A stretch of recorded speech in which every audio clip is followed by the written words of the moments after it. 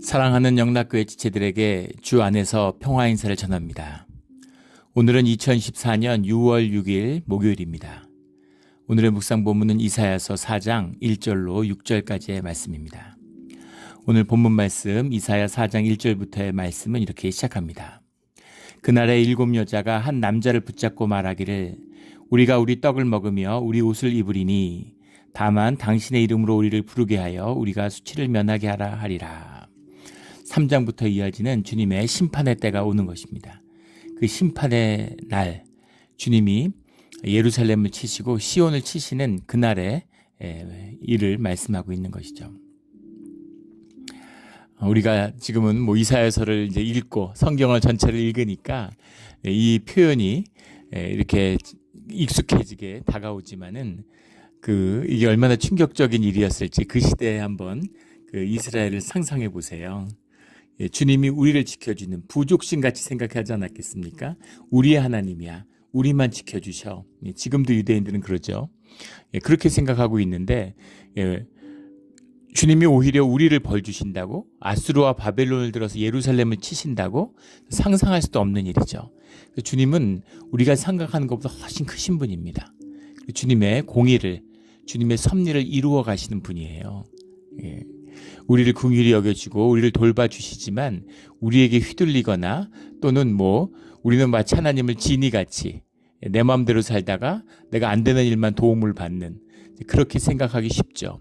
근데 주님은 우리의 삶의 관계, 모든 삶의 주도권, 우리의 가는 길 가운데 주도자시고 주권자시죠. 그것을 잊어서는 안 됩니다. 주님의 일을 이루기 위해서 부름을 받았지만 오히려 예루살렘이 버림을 받는 그때가 되었다라는 겁니다. 그것이 4장에 시작하는 그날에 심판의 날에 주님이 벌하는 그 벌의 날에 이런 말씀이죠. 그날에 7 여자가 한 남자를 붙잡고 말하기를 7 여자라고 하는 건 이제 숫자적으로 7명의 여자가 아니라 수많은 여자가 이런 의미가 들어있겠죠. 7이라는 건 늘 완전수라고 그랬죠. 완전한 땅의 수가 6이라면 하늘의 수가 7, 더할 수 없는 허다한 이런 의미가 들어있는 거죠. 거의 모든 여자가 이렇게 의미해도 될 겁니다. 7 여자가 한 남자를 붙잡고 말하기를 우리가 우리 떡을 먹으며 우리 옷을 입으리니 이게 무슨 말일까? 주님의 징계가 임하고 전쟁이 임하고 그 재난이 예루살렘을 휩쓸면서 그 예루살렘과 유다에 남은 여인들이 전부 다 과부가 되었다는 겁니다. 남편을 다 잃었어요. 남자들이 다 전쟁 때 죽은 겁니다. 학살을 당한 거죠. 그러니까 여자들만 살아남아서 남자들이 귀해져서 7 여자가 한 남자를 붙잡고 이야기하는데, 그런데 우리 출애굽기 21장에 보면 남편에게는 아내의 생계를 보장해야 될 의무가 있죠. 생계를 책임져야 됩니다. 그래서 결혼을 한다는 것은 남편이 여자를 생계를 책임져야 된다는 얘기. 요즘에는 이제 그런 의미가 많이 흐려졌지만 100년 전까지도 인류 역사에서 늘 그랬죠. 농업이 중심이 되던 시절에 또는 목축도 마찬가지고 남자들의 책임이 훨씬 큰 것이죠. 생계에 대한. 그런데 우리가 우리 떡을 먹으면 우리 옷을 입으리니 먹고 살고 우리를 먹여 살리는 거 걱정 안 해도 돼 이런 얘기입니다. 우리가 다 먹고 살게 알아서 살게 이런 거죠. 우리의 수치를 면하게 하라. 당신의 이름으로 우리를 부르게 하여 우리의 수치를 면하게 하라. 그러니까 누구의 부인이다, 누구 와이프다 이런 이야기를 듣게 함으로써 우리의 수치를 면하게 해달라. 남편과 자식이 없는 것이 이 시대의 가장 큰 수치죠.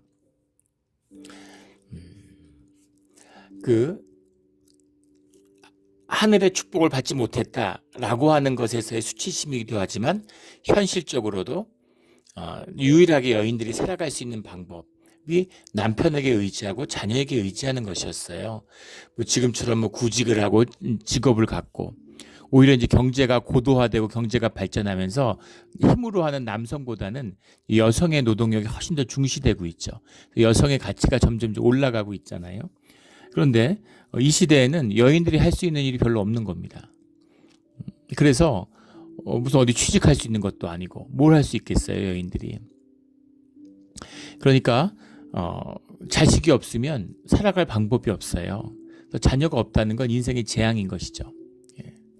노년이 돼서 이제 그나마 품이라도 팔 수 없게 되면 어떻게 되겠어요? 그러니까 자녀가 없다는 것은 저주 중에 저주인 거죠. 남편이 없다는 것도 그 세상 가운데 수치인 겁니다. 더 깊은 뜻이 들어있는데 수치를 면하게 하라라고 하는데 그 시대의 여성의 지위가 굉장히 낮았습니다. 끔찍하게 낮았죠. 그래서 여성에 대한 권리가 여인에게 있는, 인격으로서의 개인에게 있는 것이 아니라 그런 개념 자체가 근대의 개념이죠. 남편에게 있고 자식에게 있고 아버지에게 있는 겁니다. 예전에 우리나라 조선시대까지도 그랬죠. 삼종지도라고. 어려서는 아버지의 말을, 아버지를 따르고, 나이 들어서는 남편을 따르고, 나이 들어서는 아들의 말을 따라야 된다. 요즘에는 뭐 신삼종지도라 그래서 남자가 어려서 엄마의 말을 따르고, 커서는 와이프의 말을 따르고, 나이 들어서는 딸의 말을 따르고, 그게 지금 현실에 더 맞는 것 같아요. 현실이 이미 그렇게 됐죠. 그런데 그런 권리를 아버지나 남편이 가지고 있는 겁니다. 그래서 남편이 없는 여인이라고 하는 것이 사회적으로 굉장히 이제 비참한 처지에 놓이게 되는 거예요. 극단적인 예를 들면 이런 겁니다. 성폭행을 한번 당했다고 생각해 보세요. 있을 수 없는 수치죠. 만약에 남편이 있는데 부인을 성폭행했다? 이거는 목숨 내놔야 되는 겁니다. 죽음으로 수치를 씻어야 되는 거죠. 그 사람 데려다가 남편이 돌로 쳐 죽여도 아무 죄가 안 돼요. 그렇게 되는 겁니다. 그런데 남편이 없으면 성폭행이 났는데 그 수치를 물을 대상이 없다고 보는 겁니다. 그러니까 얼마나 그 사회적으로 취약한 위치에 있는 거예요. 예전에도 한국에 좀 그런 정서가 있었죠. 그러니까 뭐 남편이 없고 이러면은 이렇게 뭐 아무나 찝적대려고 그러고 동네에서 뭐 이런 식의 문화, 정서 이런 것들이 있었다는 겁니다. 문화적인 것이죠. 이런 거가 나온다고 해서 또 성경이 이런 걸 긍정한다는 의미는 아니죠. 그 시대가 그랬다는 겁니다. 그런 문화적인 굴레들이 있죠. 한국은 18세 되면은 술 먹을 수 있는데 미국은 21세 될 때까지 술 못 먹죠. 미국은 18세, 19세, 20세는 뭐 무슨 문제가 있어서 한국에서 먹는데 미국에서 못 마실까? 문화가 법제화되어 있기 때문인 겁니다. 근데 사실 21살과 20살은 뭐가 달라서 20살은 절대 못 먹고 21살은 마음대로 먹을 수 있고 무슨 차이예요? 이게 문화적인 굴레인 거죠. 그런 굴레가 있는데 그 굴레가 이제 저주가 되는, 남자들이 다 죽어가지고 7 여자가 한 남자를 붙잡고 우리가 떡을 먹으면 우리 옷을 입으리니 다만 당신의 이름으로 우리를 부르게 하여 우리의 수치를 면하게 하라. 누구의 와이프다. 이런 소리를 듣고 우리가 그냥 알아서 먹고 살을게. 이름만 누구의. 근데 이거 첩도 되고 첩도 되는 겁니다. 7 여자가 한 남자를 붙들고 우리가 너의 첩이 될게. 중혼을 할게. 이런 얘기인 거죠. 정말 비참한 이야기죠. 누구의 와이프라는 이름만 달라. 이런 상황입니다. 정말 어렵고 비참한 상황에 놓여 있다라는 것을 보게 되는 거죠. 예루살렘에 그렇게 앞에 나왔던 3장에 나왔던 느린 목을 하고 목을 높이 서이고 정을 통하는 눈으로 다니고 아기작거리고 쟁쟁한 소리를 내고 뭐 향압과 호신부와 발목 사슬과 팔목가리 얼굴 가리개와 예복과 겉옷과 뭐 손주머니와 손거울과 세마포옷과 머리 수건과 온갖 것으로 멋을 내고 이렇게 자랑을 했던 그 모든 것이 다 사라지고 이제는 아주 비참한 처지가 된다. 그런 이야기입니다. 그런데 2절에 그날에 같은 날이죠. 심판의 날이에요. 심판의 날에는 여호와의 싹이 아름답고 영화로울 것이요 그 땅의 소사는 이스라엘의 피난한 자를 위하여 영화롭고 아름다울 것이며, 같은 그날 심판의 날인데 전혀 다른 이야기가 나오죠. 두 가지를 봐야 되는데 굉장히 오늘 말씀이 사실 깊이 있고 중요한 말씀입니다. 하나는 주님의 본질의 세계가 현상의 세계와 만날 때의 이야기죠. 심판의 날이 뭐예요? 본질이 현실의 세계에 드러나는 거죠. 본질이 실제화된다 이런 얘기입니다. 물론 역사의 진행이라는 것이 본질적으로는 본질이 실제화되는 과정이죠. 그런데 우리가 여기서 하나 봐야 될 것은 본질의 역사도 주님의 역사지만 현상의 역사도 주님의 역사라는 겁니다. 우리가 이것을 착각하면 안 되는 것이 영의 세계는 뭐 주님의 세계고 육의 세계는 뭐 세상은 마귀의 것인가? 그렇지 않습니다. 공중의 권세 잡은 자라는 것의 의미는 주님이 잠시 세상의 권세를 마귀에게 위임해 놨다는 거예요. 위임의 권리가 있다는 것이 아니라 주님이 그 위임의 권세를 인간에게 주었는데 그 인간의 권세를 도둑질하고 속이는 것으로 마귀가 농단하고 있는 거죠. 근데 주님이 그것을 묵인하고 있어요. 주님이 찾아오시면 되잖아요. 근데 그렇게 하지 않고 사람들 보고 찾아오라고 말씀하시는 거죠.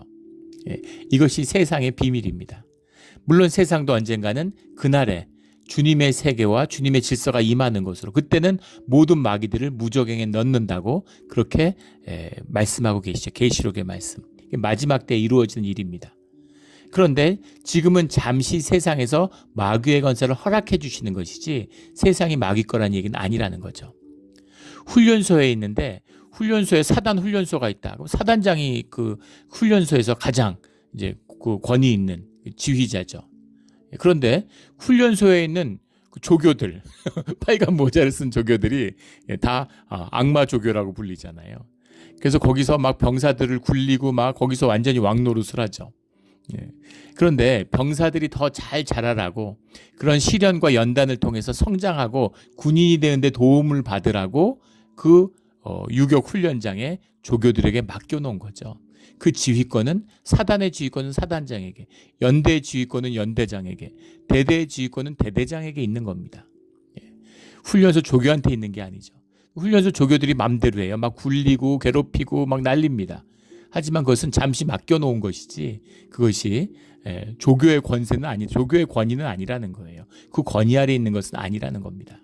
그런 의미죠. 좋은 비유인지 모르겠지만 그런 거예요. 그래서 현상의 세계라는 것도 주님의 역사심 속에 있다는 겁니다. 그런데 그 주님의 본질의 세계가 현상의 세계를 만나서 드러날 때 그 모습이 어떤 모습일 것인가라는 거죠. 그것이 여호와의 싹의 비밀입니다. 네, 여호와의 싹으로 드러난다는 거예요. 세상을 불태하고 소멸하는 불로 다 불질렀는데 그 가운데 싹이 트는, 여호와의 싹이 새롭게 생명으로 자라나는 거죠. 근데 우리가 그냥 말씀을 읽으니까 여호와의 싹이 났구나 그러지만 현상의 세계에 여호와의 싹으로 드러난 겁니다. 세상 가운데 100m짜리 레드우드로 쭉쭉 솟아야 되는데, 숲이 가득해서 찬탄을 불러일으켜야 되는데 불탄 자리에 싹으로 나오는 거예요. 여호와의 싹을 보고서 이것이 새로운 구원의 싹이구나, 구원의 나무구나, 생명의 나무구나라는 것을 알고 기뻐하고 그것으로 만족하는 사람이 얼마나 되겠습니까? 이것이 싹의 비밀이에요.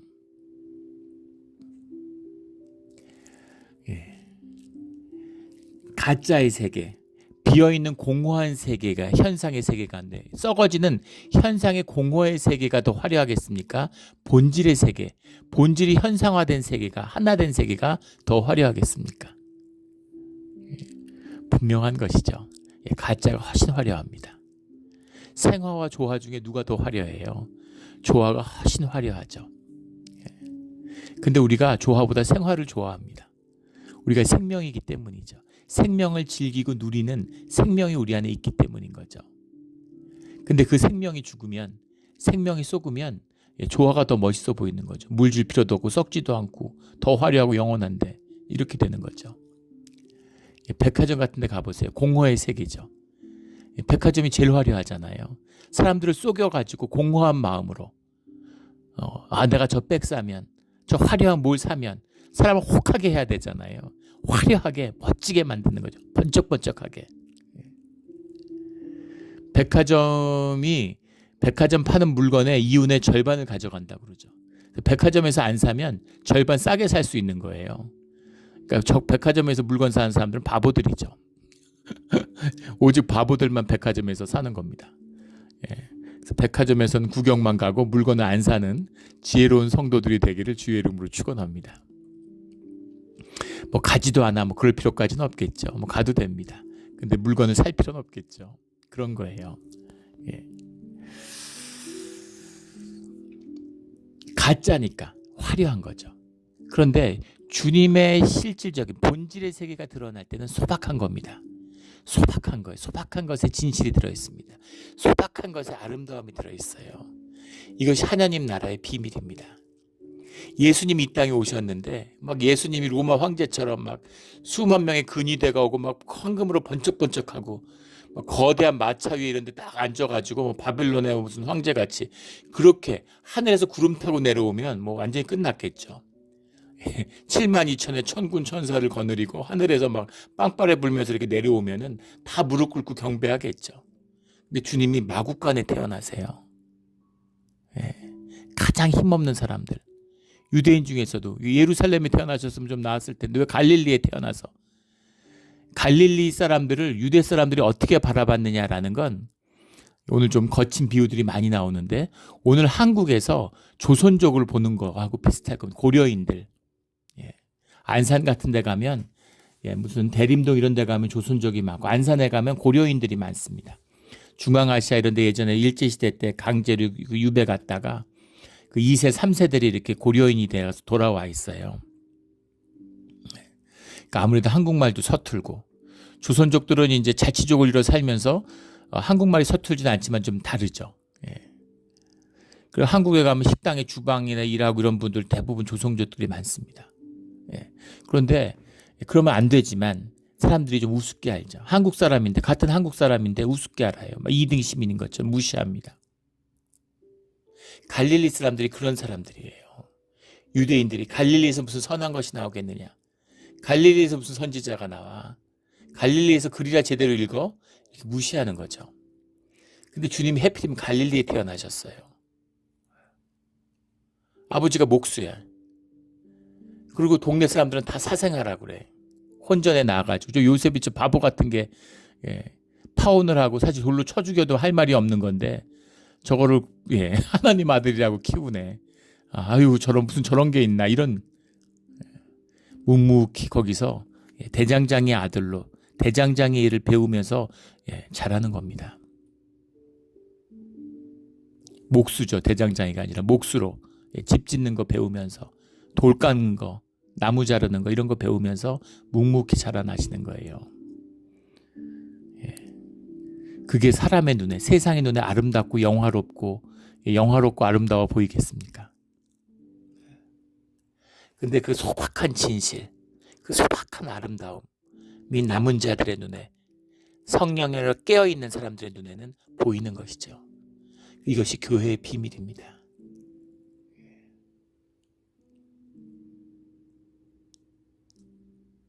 예전에 교회를 섬기는데 교회 청년이 이제 그 공부해가지고 MBA를 마치고 취직을 했어요. 근데 그 청년이 그런 얘기를 하더라고요. 자기가 MBA 졸업해가지고 취업을 했는데 은행에 자기 첫 해 월급이 교회 예산보다 1년 예산보다 많은 겁니다. 1년에 예산으로 교회 살림 사는 것보다 자기 개인 연봉이 더 많아요. 돈을 기준으로 본다면, 돈이 중요한 것이라면, 돈이 가치의 기준이라면 도대체 교회는 뭐야? 이렇게 보이겠죠. 그러나 회사에서 내가 일해서 내 능력으로 받는 그런 돈하고 사람들이 자원하는 심령으로 삶의 11조를 모은 교회 헌금하고는, 하나님이 받으시는 헌금하고는 이건 비교할 수가 없는 겁니다. 완전히 다른 것이에요. 그 의미를 설명할 필요도 없겠죠. 근데 여호와의 싹이 나는 겁니다. 그 소박하고 아름다운 생명의 진실이 나는 거죠. 이건 생명이에요. 자라나고 피어나게 되는 거죠. 우리가 자식을 키워보니까 알잖아요. 이 진실이 뭔지를 압니다. 아이가 태어났는데 생명이고 진실하고 내 자식으로 소중한 거죠. 세상에 자랑할 수 있는, 이미 하버드 졸업해서 PhD하고 의사고 변호사고 완전 다 커가지고 키도 크고 키도 한 6피트 4인치 되고 건강하고 완전히 자라서 어디나 드러내도 부자고 하나 부족할 것이 없는데, 그런 사람이 갑자기 내 아들이야. 그게 내 자식입니까? 내 자식이 되겠습니까? 내 자식으로 이름이 올려 있다고 그래도 부모 자식의 정을 나눌 수가 있나요? 가족이 될 수가 있나요? 껍데기죠. 아무것도 아니에요. 아이로 자라나서 내 품에서 내가 잠 못 자고 막 어지러워가지고 기절하고 이러면서 아이 키우고 힘들고 같이 울고 웃으면서, 아이가 웃으면 행복해지고 아이가 울면 같이 울고 이러면서 키워야 그게 내 자식이 되고 삶이 되고 가족이 되고 함께 자라나는 거죠. 이게 생명의 비밀이고 교회의 비밀입니다. 여호와의 그 싹이 이 현상 세계에서 자라나기 시작하는 거죠. 근데 오늘 아름답고 영화로울 것이며 영화롭고 아름답다라는 말이 반복적으로 나옵니다. 다 사실 영화롭다는 말로 번역되는 말이죠. 여호와의 싹이 아름답고 영화롭고 그 땅의 소산이 영화롭고 아름답다.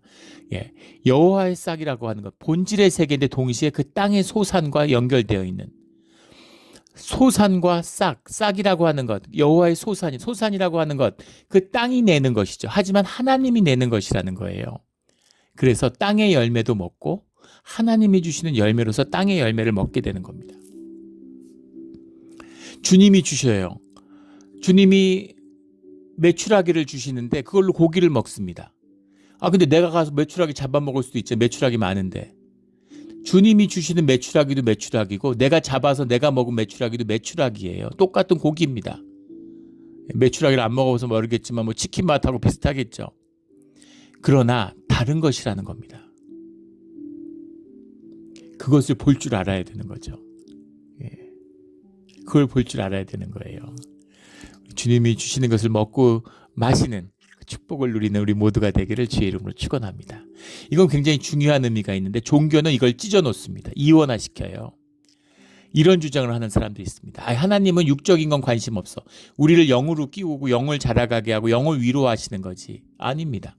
영을 위로하고 영을 축복하시지만 육도 위로하고 육을 축복하세요. 또 어떤 사람은 반대로 영육이 하나인데 또 육을 축복한다고. 그래서 건강하고 뭐 영육 간에 무슨 잘 되고 뭐 축복받고 돈 잘 벌고 이런 게 주님의 축복인 것처럼 그래갖고 뭐 사회에서 성공하고 돈 많이 벌면 주님이 축복했다고 으스대고 주님이 제일 싫어하는 거죠. 오늘 이 주님의 저주를 받고 심판을 받는 예루살렘의 시온의 딸들의 모습이잖아요. 그런 게 아니라는 거죠. 육도 아니고 영도 아니고 영육 모두인데 영육 간의 주님의 축복이 함께 한다는 겁니다. 할렐루야 아멘. 그 복을 누리고 살아가는 우리 모두가 되기를 주의 이름으로 축원합니다. 그런데 싹과 소산의 축복이 임하는데 아름답고 영화롭고 영화롭고 아름답고 그리 성경에 그 영광이란 말을 25개의 다른 단어를 다 영광이라고 똑같이 해석하고 있는데 지금 오늘 아름답고 싹이 아름답고라는 것은 이츠비라는 말이고 그 다음에 나오는 영화롭고라는 건 카바드라는 말. 카바드라는 게 이제 영화로움의 영광의 가장 대표적인 말이죠. 근데 카바드라는 말도 원래는 무겁다, 존중한다, 명예가 있다, 높임을 받는다 이런 뜻이 다 들어 있습니다. 카바드라는 말이고 뒤에 나오는 영화롭고 아름다울 것이 영화롭고라는 것, 가온이라는 것. 가온이라는 말은 가라는 다 다른 말인데 다 똑같이 해서 그랬어요. 가온이라는 말은 가아흐라는 말이 원형인데 이건 rise up, 올린다, 높아진다. 솟아난다 이런 말입니다. 영화롭고 아름다울 것이며 아름답다라는 건 티페레트라는 말인데 티페레트라는 말은 이제 그 말 그대로 글로리죠. 영광. 티페렛이 사실 글로리라는 말에 가장 가까운 말일 수 있는데 근데 이 티페렛과 카바드라는 것은 굉장히 중요한 단어입니다.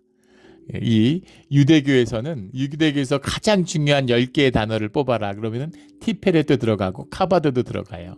굉장히 중요한 단어로 이 하나님의 신성을 표현하는 신성에 다가가는 이제 그런 표현으로 쓰고 있죠. 근데 그런 게 티페렛과 카바드가 나왔다는 건 무슨 말이에요? 주님의 영광이 임했다. 그래서 여호와의 싹을 보통 메시아에 대한 소망이다 이렇게 얘기하죠. 메시아가 오시는 것이다. 이 땅에 오신 것이다 라는 거예요. 예수님이 이 땅에 오셨는데 어린아이로 오셨어요.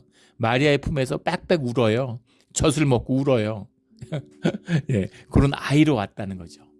그 여호와의 싹이고 그 주님이 이 땅에 오심으로 그 땅의 소산을 먹고 마시는 영화롭고 아름다운 삶이 펼쳐진다라는 겁니다. 이 영광에 참여한 우리 모두가 되기를 주의 이름으로 축원합니다. 영광이라는 걸 표현할 방법이 없는데 왜 25개나 나오겠어요? 뭐 빛으로도 나오고 예수님이 하나님의 영광이죠. 영광이라는 건 주님의 주님됨을 드러내는 것입니다. 그런데 예수님이 하나님의 하나님됨을 이 땅에 드러내시는 분이잖아요. 예수님이 이 땅에서 하나님의 영광이 되는 거죠. 그 영광, 주님과 하나가 되고 같이 먹고 마시며 주님과 함께 동행하는 것. 이것이 하나님의 영광에 참여하고 그 영광의 일부가 되는 것이죠. 그래서 그 25개 되는 영광의 표현에 대한 우리의 반응, 인간의 반응을 표현하는 단어는 단 하나예요. 예배입니다. 예배. 영광은 늘 예배와 만나는 거죠. 영광이 만나는 자리, 영광에 인간이 어떻게 반응을 해요? 그 영광을 반응할 수 있는 인간의 리액션은 예배밖에 없다는 거죠. 주님을 찬양하는 겁니다. 우리 예배 가운데 주님의 영광에 참여하는 우리 모두가 되기를 주의 이름으로 축원합니다. 이런 말을 할 때마다 이 말을 누가 알아듣겠어요? 세상에 나가서 이런 얘기하면 뭔 소리 하나 할까 하지 않겠습니까? 이걸 삶으로, 믿음으로, 영으로 체험하는 분들은 무슨 말인지 뭐 다 아는 얘기를 저렇게 자꾸 또 하고 중언부언하나 이렇게 생각하실 수 있겠죠. 그런 거죠. 귀 있는 자는 들을지어다. 이 축복이 이 땅에 임한다는 겁니다.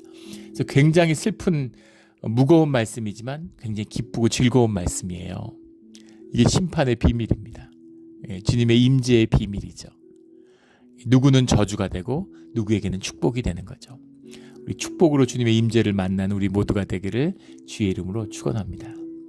3절에 시온에 남아있는 자, 예루살렘에 머물러 있는 자, 곧 예루살렘 안에 생존하는 자 중 기록된 모든 사람은 거룩하다 칭함을 얻으리니.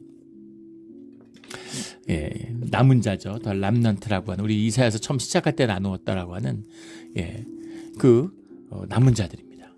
남아있는 자, 머물러 있는 자, 생존한 자, 기록된 자들은 거룩하다 칭함을 받았다. 코데시라고 하는 거룩한 자들, 주님 안에서 구별된 자들, 주님께 속한 자들, 거룩한 자들이죠. 남아있어야 돼요. 머물러 있어야 됩니다. 생존해야 되는 거죠. 생존한다는 건 세상 가운데 먹고 산다는 얘기가 아니죠. 성경에서 생존한다고 얘기할 때는 우리의 영을 죽이지 않은 영이 살아있다는 얘기입니다. 영이 살아있다는 건 무슨 얘기예요? 영이라는 건 교통하는 것이잖아요. 이게 본질이죠. 주님과 연결되어 있다, 연합되어 있다라는 거죠. 기록된 모든 사람, 공회, 공동체 가운데 주님의 공동체, 주님의 지체가 되어서 살아간다. 이런 얘기, 교회를 이루었다, 이런 이야기입니다. 그런 자들은 거룩하다, 이런 거죠. 우리 주님 안에서 살아남아서 앞으로 말도 못하게 험한 꼴을 많이 보게 될 거예요. 지금도 그렇죠. 세상에 지금 눈 뜨고 볼 수 없는 일들이 뉴스에 매일 나옵니다. 교회는 무너져 가고 있죠. 하나님의 이름을 욕되고 모욕하는 일들이 끝이 없어요. 정말 어떻게 저럴 수가 있나. 미국의 복음주의자들이라고 하는, 참 끔찍하죠. 무슨 교회도 안 나가고 예배도 안 드려요. 성경도 아무 상관없습니다. 무슨 동성애 반대하고 무슨 낙태 반대하면 그게 크리스찬인 줄 알죠. 정치 모금하는데 성경 같은 데 사인해가고 팔고, 그런 자들은 분명히 거기에 대한 그 죄를 묻게 될 거예요. 있을 수 없는 일입니다. 하나님의 이름을 정말 조롱하는 듯한 있을 수 없는 일들이 벌어지고 있죠. 자칭 크리스찬들에 의해서 벌어지고 있는 겁니다. 주님의 심판이 있어야 되겠죠. 그 죄에 대한 주님의 책벌이 반드시 있을 것입니다. 이제 그런 시대예요. 그 교회들이 다 허물어집니다. 교회를 조롱하고, 교회의 문제이기도 하죠. 주님의 임재가 없으니까, 주님의 교회의 정결함이 없으니까 영향력도 없고 힘도 없는 것이죠. 종교 집단이 돼가지고 사람 모으고 돈 모을 궁리만 하고 무슨 이벤트 같은 거 어떻게 해서 사람 좀 끌어볼까 이러고 있는 것이죠. 그런데 그것을 모두 태워버리는, 심판하는 영과 소멸하는 영으로 주께서 시온의 딸들의 더러움을 씻기시며 예루살렘의 피를 그 중에서 정결하게 하실 때가 됨이라. 그때가 온 것이죠. 고난과 환란이 오는데 교회가 무너지는 것을 괴로워하고 슬퍼하지 말라는 겁니다. 주님이 깨끗하게 하고 더러움을 씻는, 더러움과 피를 씻는 그 과정이다라는 거죠. 이것이 이 환난의 시대를 살아가는 우리의 자세입니다. 오직 주님을 바라보고 주님의 말씀에 의지해서 살아가는 것이죠. 그것이 현상적으로는 싹으로 보일지라도 결국은 여기서 생명의 나무가 자라나게 된다라는 겁니다. 심판하는 영, 소멸하는 불, 이렇게 보통 이야기하죠. 더러움과 함께 할 수 없는, 그걸 다 태우는 겁니다. 태우는 불이에요. 꺼지지 않는 불. 그걸로 모든 것을, 더러움을 태우는 거죠. 더러움을 태우면 금인자들은 정금이 되는, 더 깨끗해져요. 정금이 되어서 나오는 겁니다. 이것이 믿는 자들, 주의 자녀들이 환난을 겪는 비밀이죠. 세상에 속한 자들은 고생을 하면, 환난을 겪으면 고생을 해가지고 그게 고생이 돼서 정말 인간이 한없이 추악해집니다. 고생한 사람들은 벌써 얼굴만 봐도 알잖아요. 얼굴만 봐도 이 사람 고생했구나 하는 걸 알아요. 독을 뿜습니다. 그런 사람들은 주변에 있는 사람들에게 항상 그 독을 투사하기 때문에 자기의 아픔과 분노를 투사하기 때문에 그런 사람 가까이 있으면 안 돼요. 한 50m 밖에서 이렇게 얼굴 보고서 바로 피해야 됩니다. 그런데 주의 자녀가 환난과 겪으면 그것이 고난이 되는 거예요. 고난을 겪은 자들은 그 인격이 자라나고 삶이 피어납니다. 눈빛이 반짝반짝해요. 피부가 반짝반짝합니다. 이게 고난의 비밀이에요. 인격의 향기가 나는 거죠. 그래서 그런 분들은 옆에 그냥 가까이 있어도 좋아요. 우리 교회가 후원하시는 선교사님 중에서도 그런 분이 계세요. 제가 그 옆에 있으면 되게 좋은 거예요. 그래서 만나고 싶고 오면 그렇게 반가울 수가 없습니다. 잠깐 있는데 참 그렇게 즐겁고 얼마나 기쁘고 좋은지 몰라요. 선교지에 있는 분들도 그렇겠죠. 저는 예수님도 이랬겠구나 이런 생각을 합니다. 예수님 따라다니면 진짜 좋았겠구나. 얼마나 좋았겠어요. 그런 날이 오겠죠. 근데 여기 딸들의 더러움, 예루살렘의 피, 더러움이라는 건 보통은 이제 음란함, 우상숭배 이런 걸 더러움이라고 얘기하고, 피라고 얘기하는 건 억울한 피죠. 핍박받는 것, 권력을 갖고 가난한 자들을 수탈하는 것, 이런 걸 피라고 얘기합니다.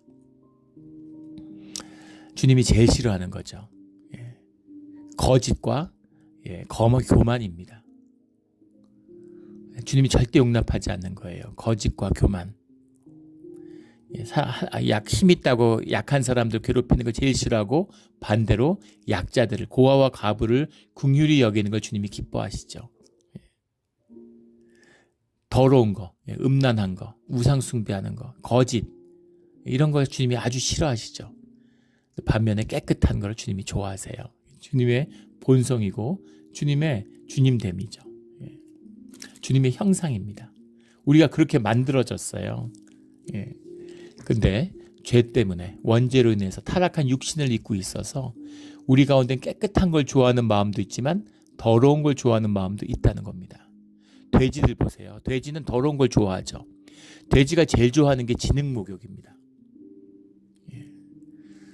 자기가 오줌 싸고 똥 싸서 그 진흙을 만들어요. 흙을. 그 거기 들어가서 막 이렇게 몸에 이제 그 벌레들, 그 미생물들 이런 거 있잖아요. 해충도 이런 게 몸에 피부에 있으니까 그게 가렵고 막 근질근질하는데 인간처럼 그걸 긁을 수가 없잖아요. 효자손이 있어서 긁을 수가 있는 게 아니니까. 그러니까 그거를 그 진흙 속에 들어가서 막 이렇게 몸을 그 뒹굴르는 것으로써 그러면 몸이 이제 가볍고 시원한 거죠. 그 다음에 이 사람처럼 땅구멍이 있어서 땀을 내보낼 수 있는 게 없기 때문에 더우면 금방 죽습니다. 그러니까 몸이 축축히 젖어 있어야 되니까 또 진흙에 가면 좋은 것도 있는 거죠. 근데 인간의 눈으로 볼 때 그게 얼마나 더러워요. 자기 똥 싸고 오줌 싼 데서 자기가 몸을 뒹구르면 어떡하겠다는 겁니까? 그 돼지 축사 같은 거 동네 하나 있으면, 이제 한국에서는 뭐 동네 축사 같은 거 짓는다는 건 꿈도 못 꾸죠. 동네 주민들이 허락하지 않아요. 절대 허가가 안 납니다. 구청에서. 그 기존에 있는 거가 이제 비싼 값에 인수해서 운영하는 건 몰라도 신규로 돼지는 말할 것도 없고 닭 양계장도 못 한다 그러더라고요. 미국은 이제 땅이 워낙 크니까 사람들 거의 안 사는, 비어있죠. 중부 같은 데는. 그래서 아이오와 이런 데 가보면, 아이오와 북부 이런 데 가면은 처음 가는 분들, 저도 충격받아서 입을 못 다뭅니다. 돼지가 수십만 마리를 한 그 큰 끝이 안 보이는 축사 같은 데서 돼지를 수십만 마리씩 키워요. 미국만이 할 수 있는 일이죠. 전 세계에서. 돼지를 우리가 이렇게 그렇게 무슨 마음대로 배불리 먹을 수 있게 된 건 인류 역사의 처음이고, 5대5 지역이 20세기에 발견되면 농기경이 시작되면서부터 곡식이 남아도는 거죠. 옥수수, 콩이 남아도는 겁니다. 그걸 남아도는 걸 먹이기 위해서 곡식을 짐승들한테 먹여서 키우는 거죠. 그래서 그 돼지들을 대량으로 키우고 있는, 이게 인류의 역사의 큰 터닝 포인트가 된 거죠.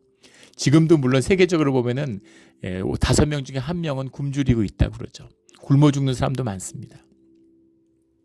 근데 미국에서는 뭐 인구의 85%다, 뭐 65%다 비만 살 빼는 게 제일 큰 그거 아니에요. 네. 그런 돼지의 더러움, 그걸 생각해 보시면 되죠. 예. 좋은 거예요. 더러운데 좋아해요. 그런 돼지 같은 부분이 우리 인간에게도 있다는 겁니다. 예. 깨끗한 걸 좋아하고 깨끗하게 정리하고 싶지만 또 어지럽히고 더러운 걸 또 좋아하는 그런 마음이 동시에 있는 거죠. 거룩하고 싶어하는 주님의 형상이 있으니까 깨끗해지고 거룩해지고 싶은 마음이 있고, 약한 자를 긍휼히 여기는 마음이 있는가 하면 교만하고 갑질하고 싶어하고 음란하고 싶어하고 그런 마음도 있다는 것이죠. 그래서 주님과 함께하지 않으면, 하늘로 이끌지 않으면 땅으로 가는 거예요. 그래서 더러운 삶을 살게 되는 겁니다. 깨끗하게 살고 싶은 마음은 있지만 육신이 끌리는 대로, 세상에 이끄는 대로 더럽게 살게 되는 거죠. 피를 보면서 살게 돼 있는 겁니다. 우리 주님의 영과 함께함으로 더러움과 피를 씻고 정결한 삶으로, 거룩한 삶으로 나아가는 우리 모두가 되기를 주의 이름으로 축원합니다. 5절에 우리 4장 굉장히 중요한 말씀이에요. 이사야서 1, 2, 3, 4장의 결론 같은 그런 말씀입니다. 즉 그 핵심을, 에센스를 모아놓은 말씀이죠. 5장에 보면 여호와께서 거하시는 온 시온산과 모든 지폐 위에 낮이면 구름 연기, 밤이면 화염의 빛을 만드시고 그 모든 영광 위에 덮개를 두시며, 영광에 덮개를 두셨다. 구름과 연기와 화염의 빛으로 주님의 임재를 드러내시는 거죠. 주님은 영이시잖아요. 본질의 세계에 속해 있죠. 근데 우리는 현상의 세계를 살고 있는데 현상 가운데 본질을 경험할 수 있도록 현상화시켜서 그의 영광을 보이는 곳으로 만들어서 구름 연기로, 낮이면 낮으로, 밤에는 밤으로 보일 수 있고 우리가 물리적 현상으로 주님의 영의 임재를 경험할 수 있도록 허락해 주셨다는 거죠. 그게 은혜인데 그 은혜에 숨어있는 비밀은 무엇이냐면 영광 위에 덮개를 두셨다라는 거예요. 무슨 말이냐면 주님의 영광을 만나면 그 영광과 우리가 함께 할 수가 없는 거죠. 주님은 더러움을 용납하지 않아요. 근데 우리는 더럽잖아요. 주님은 진실만을 상대하시죠. 근데 우리에게는 거짓이 있잖아요. 그렇기 때문에 그런 더럽고 교만하고 정욕에 차 있는 우리를 주님이 은혜 가운데 함께 머무르고 우리를 바른 방향으로 인도해 주시기 위해서, 죄 가운데 있을 수 없는데 그 죄를 용납하고 그 가운데 머물게 해주시기 위해서, 그래서 주님이 영광을 덮개로 덮어서 우리가 주님의 영광 가운데 함께 머물 수 있도록 해주신다는 거죠. 영광 앞에 바로 나가면 소멸하는 불인데 뒤에다가 기름기 가득한 장작 같은 거 짊어지고 나가면 어떻게 되겠습니까? 다 죽는 거죠. 영광에 가면 죽는 거예요. 그래서 주님이 성막을 만드시고 제사를 만들어서 그 소멸하는 불이 우리 가운데 머물 수 있도록 그렇게 허락해 주셨다는 겁니다. 그 성전이, 그 희생의 제사가 지금은 예수님의 십자가가 돼서 우리와 함께하고 있는 거죠. 주님이 희생제물이 되고 주님이 피를 흘리시고 그 보혈로 우리를 덮어주셨기 때문에 우리가 예배의 자리에 주님 앞에 나갈 수 있는 겁니다. 주님과 머물 수 있어요. 이게 예배의 비밀이죠. 이제는 영광의 덮개를 덮으시는 것이 아니라 그 영광 가운데 우리를 청하고 계시는 겁니다. 그래서 이 구약의 제사를과 우리의 예배를 비교할 수조차 없죠. 이 오직 예수님을 통해서 가능해진 일이에요. 예수님의 임재가 없으면 기독교보다 비참한 건 없습니다. 가톨릭은 뭐 건물 멋지고 예전이라도 있지, 옷도 멋있게 입고 종교에 뭐가 있잖아요. 기독교에 뭐가 있습니까? 진실한 마음, 자원하는 심령, 깨끗한 삶이 없으면 이 기독교, 우리 개신교는 아무것도 아니에요. 개혁 종교는.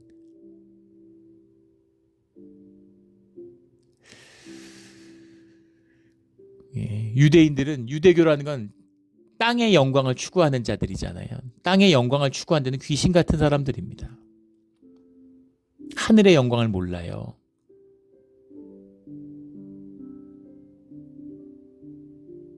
하늘의 영광도 못 누려, 땅의 영광도 못 누려. 개신교 뭡니까 도대체?